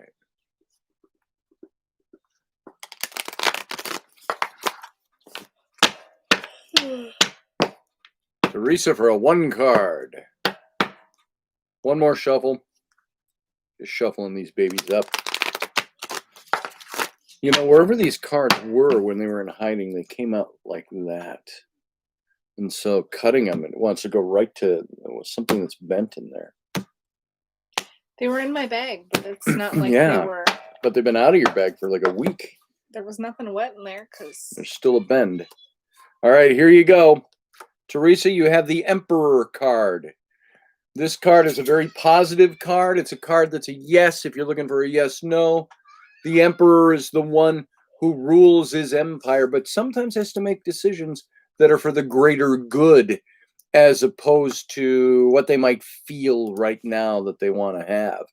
And so the emperor is somebody who you've had all these moments where you've had authority in your life. And I know a little bit about your past, so I know things that you've done, Teresa. But he's somebody, I say that because it's an emperor.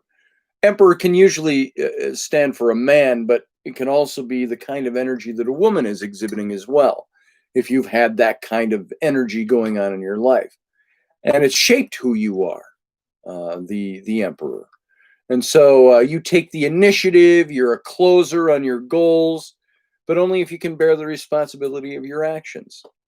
And so this is where I've said the emperor is somebody who sometimes has to make unpopular decisions because it's for the greater good. And like I've said, it's that idea that, and I have to say, while we've been very lax with our kids when we do the Sunday morning show, might have to tighten that up a bit because everybody just comes in and out and talks. And so sorry for any distractions that might have. But something about the emperor is that when I say making unpopular decisions, it's usually the emperor who has a great number of counselors and advisors. But then the good emperor, the good leader, is the one who will say, okay, thank you, everybody, for that advice, that counsel. Now clear the room. I have a decision to make.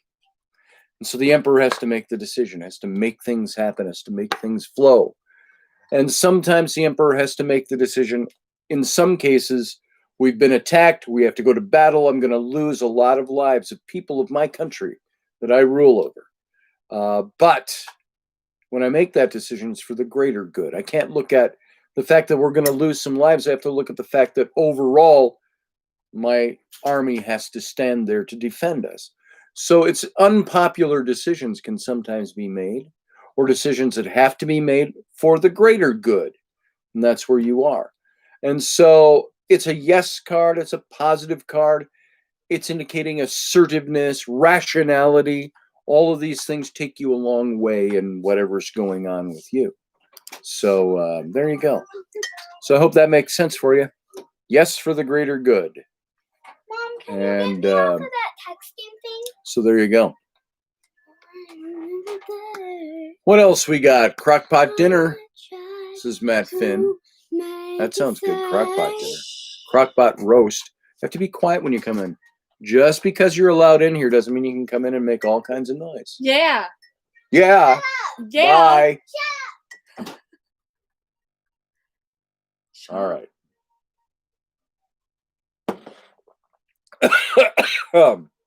Some great history with Matthew Sainsbury there. You can go look at what Matthew's writing in the chat room. Let's see.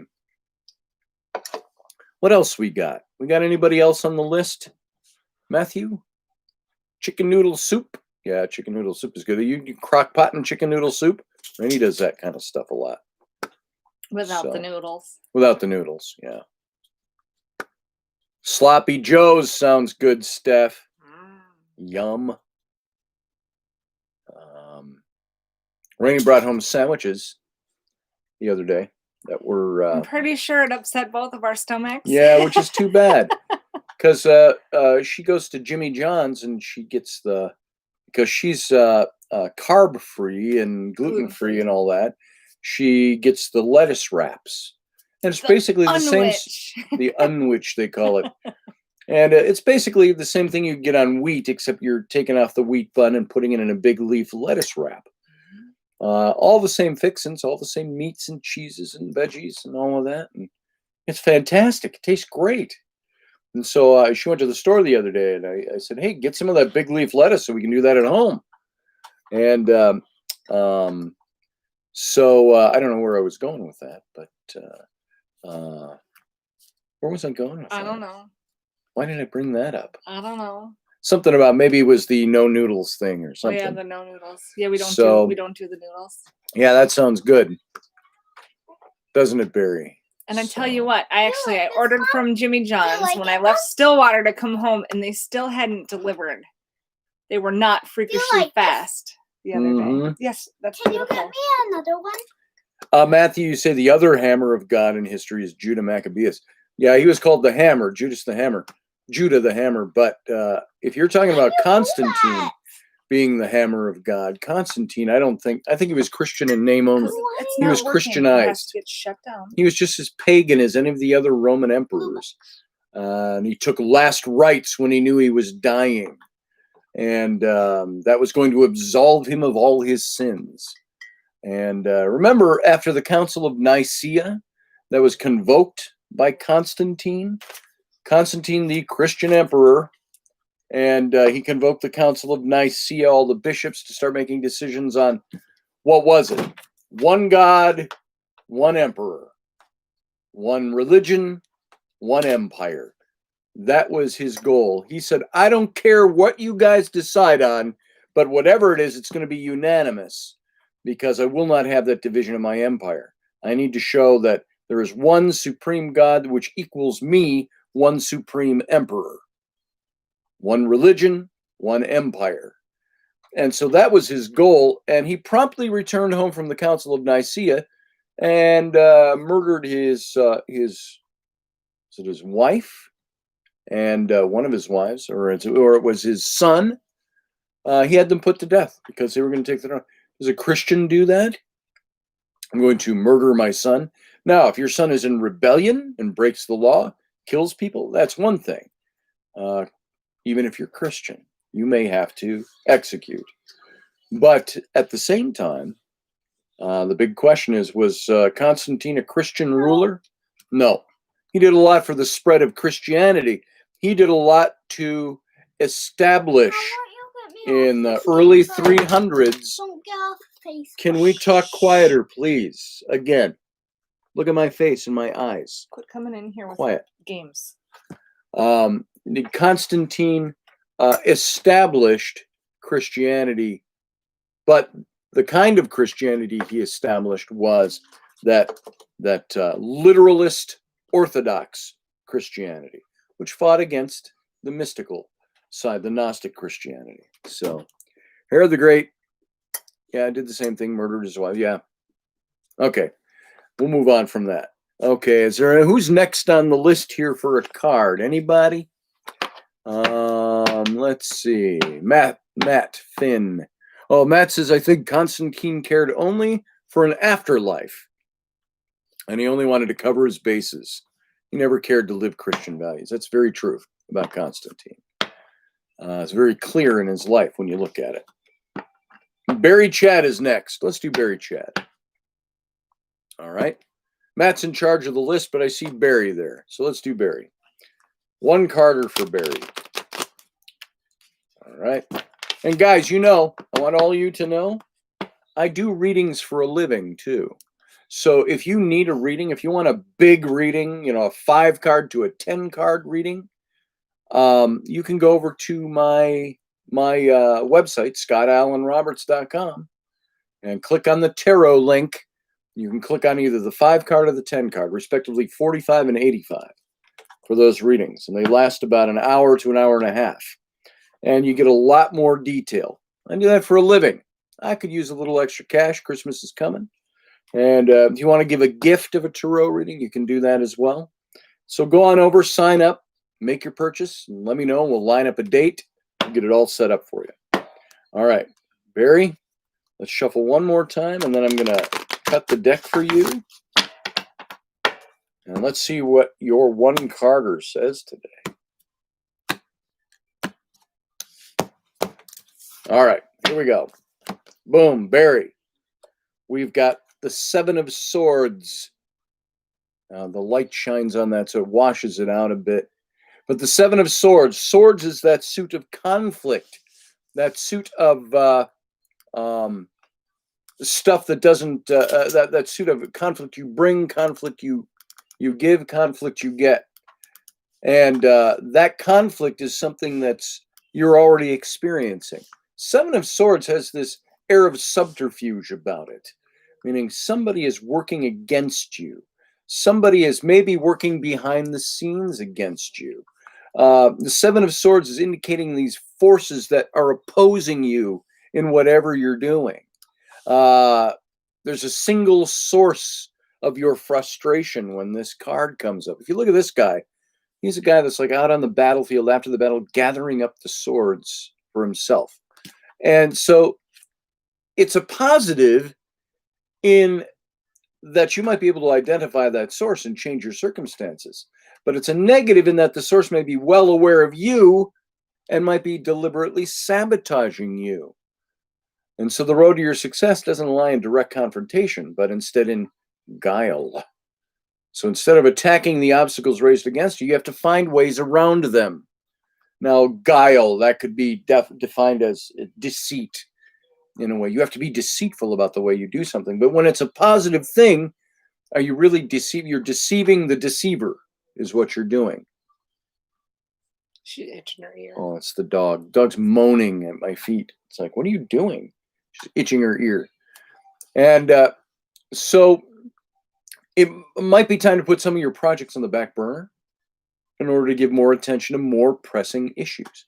The plans you've made, Barry, might not be coming together the way you want them to come together as nicely as you hoped. And the best way through recent conflicts is going to be diplomacy, cleverness. That's where the guile comes in. You might have to do a little sleight of hand in your favor to avoid these overt confrontations. And your success depends on your ability to overcome the opposition. And that's what this card is about, because there's opposition, there's conflict. Conflict you get, conflict you give. And so, as the dog she's itching her ear, just going, oh. And so this brings failure as well as pessimism, this card. And if it's a yes, no you're looking for, this is kind of a no answer because it's a pessimistic card. It's a bit negative, and it suggests that the possibility of theft or not living up to your full potential in the future, either due to unknown opponents or possibly because of mental procrastination, is the stuff that you're going to have to face on your part. So, Barry, this is a card that says, that indicates there might be a negative answer to something if you got a yes-no question. It's also telling you that somebody's working, on the more practical level, somebody or something is working against you behind the scenes. There's guile and deceit, and you may have to use your own guile and deceit to conquer over that. If that makes sense for you, I hope it does, and I hope that's helpful. Barry says confirmation. Yep. So I'm prepared, Scotty. Thanks. Procrastination. So there you go. Yeah, good. I'm glad that that's helpful, Barry. Boom. All right. And thank you, Audrey, for putting up that. That's my website, folks. Audrey put that up, scottallenroberts.com. Go on over there, click on the tarot link, and you'll find a place to get yourself a tarot reading. And I'm here all week, and I'm available. So go ahead and make it so. So there we go. All right. What time we got? It's almost 11. We're going to go for about 10 more minutes. Then we're going to wrap up at 11 o'clock. And I don't know if Ruben Fasthorse has a class today or not. His classes start at 11 our time. You can check him out. Go check his page if you want to get in on a Lakota language class. I have a good friend of mine, too, who does readings. I'm going to help start to promote her. And she may come on my show once a week. We're going to see what we can work out for the Intrepid radio program. And she's a medium, a psychic medium in Great Britain. And I've known her for years. I've probably known her as long as I've known my wife, Wendy Robertson. And every now and then she comes in. She's Dark Huntress when she comes into the chat channel here. And so she's been doing readings for years and years. This has been her mainstay, her profession. And so, but she's low-key enough about it. So she's going to come on, I think, in the near future and do some readings, either live or we'll prearrange some. And so look forward to that. Let's see, Matt Finn, Susie Q wasn't here, but did ask for a reading unless I missed something. Teresa may know more. Susie Q, did you want a reading? Are you still here? Are you still listening? If you are, we'll do a card for you. And Field Guy says engage. So I'm not sure what you're referring to there, brother. Which conversation that's going on that you're referring to? Boom, boom, boom. So we can do Susie Q right now. I don't know if you're listening, but if you listen back, maybe this will be helpful. Let's shuffle for Susie Q. And looking for a card. She looking for a yes, no, or just a card?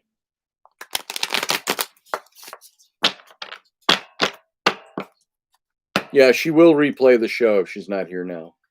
So thank you, Teresa. So I'll go ahead and just do hers right here. You can tell her it's in the last 10 minutes of the show. Here we go. Here's a card for Susie Q. It's the Four of Coins.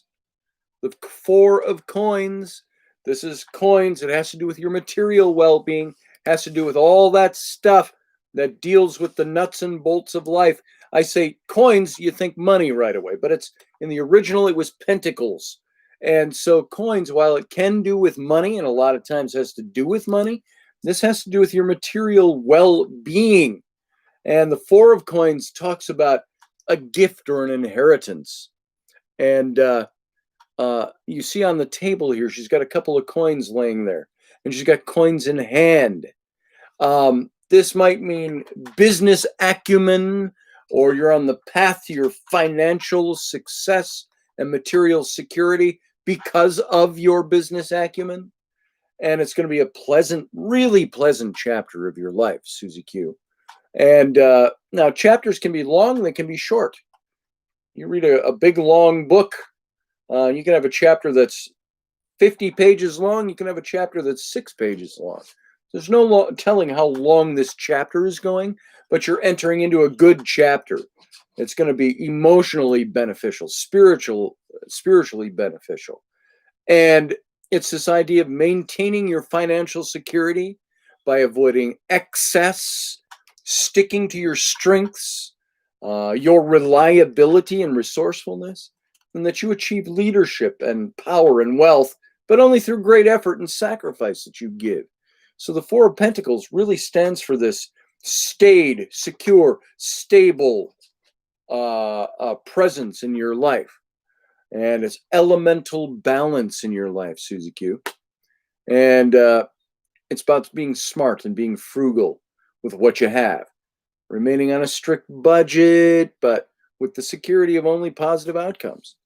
And it's a very positive card in that respect. And so if you've got a yes, no, this is definitely a yes, because it's pointing you in the right direction. So this is talking about the possibility of having things drop into your lap or onto your financial table that weren't necessarily unexpected, but that are sudden. They come to you because of the good stuff you bring.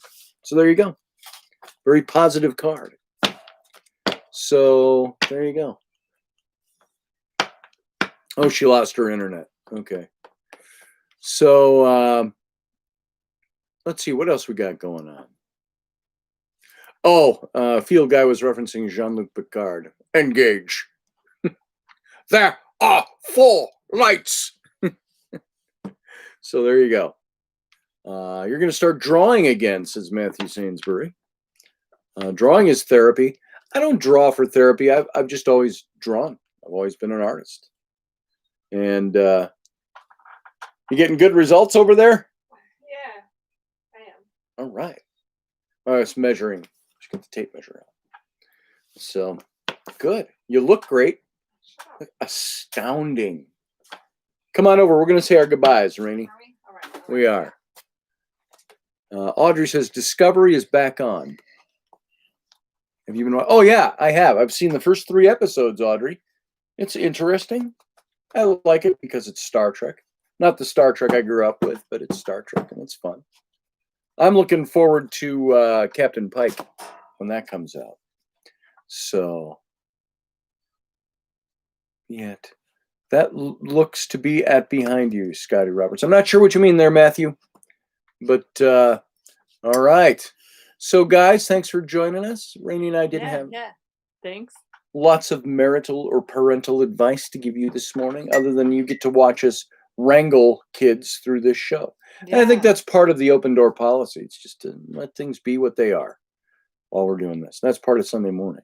Yeah. So anyway, you got any fantastic parting words of wisdom, my dear lovely wife? Nothing. I am just pooped out today. Pooped out today. Exhausted. Everybody rest. Get some Yeah, rest that's in. right. Let's start this this new season with rest. Yes. And you know what I want? I want to build replicas of the sets to the Enterprise. That's why I want some property. Can we close that door, please? Because all that music's pouring in here. Thank you. And you can wait till we're done. And that's something I said I always want to do. I want to have property. We want to have some land. And wait until we're done. You're still asking your question anyway, aren't you? No, we're not gonna. We refuse to answer. We're boycotting you until the end of the show. All right, that's the children. You tell them don't do that, and they do it anyway. Why don't you remove? But all I wanted to ask was, it's like I said, is it? wait till we're done in 4 minutes. So there you go. I hope that was a great Sunday for you guys. Yeah. Watching that stuff. Audrey's heading down to downtown Disney later today with my cousin. How are they with their whole mask and COVID restriction stuff? I'm sure they have to play the political game because they're so huge and they own 3/4 of the world. But how is it at Disney when you with COVID these days? You haven't stepped foot on Disney property since March 7th. Yeah. And my daughters were like that. They were at Disney, I think, the week when all these announcements started coming out way back in March. And they boogied out of there just in time before everything closed. So you're welcome, Steph. It's our pleasure. Love doing this. And we're going to do more live shows during the week. They won't always involve Raini, but we'll get her. We'll get her. It's like sex. I'll get it when I can. Yeah. When I want to. When she wants to. Yeah. And so she'll join us now and then. And Matt Finn says, you're all beautiful and never stop reaching for your ambitions. Thank you for that positive message, Matt Finn. Yeah. Master Finn. Audrey says, Disneyland is not open. We can walk the downtown district with masks. They do temp screen you as you enter the grounds. I don't wonder how necessary that all really is, but we'll leave that alone for right now. All right, folks, you have a great Sunday. Thanks for being here. Yeah. If you're in our area, like Leslie, I know is. Leslie's not here this morning. I know they just had the memorial service for her son this week. They may be obviously doing other things, but Leslie lives in this area, and a few of you live up here. You know what it's like up here, and so it's awfully nice. We're going into, maybe this is our Indian summer, because we're going into the mid-60s for temperatures all week. Now, if you live in California or Texas or Oklahoma or Florida, 60 is nothing. But when you've had 20 degrees already in snow, and you have a week of sunshine forecast, no clouds all week long, no precipitation, and 60 to 65 degrees, pushing 70 possibly some days, that's going to be a gorgeous week. It's the week to prep for winter in your yard and garage. So that's what we'll be doing this week. Get your Christmas lights up. Get your Christmas lights up. Yeah. All right, guys. I hope you have a great All Saints Day. I hope you're all celebrating the Saints today.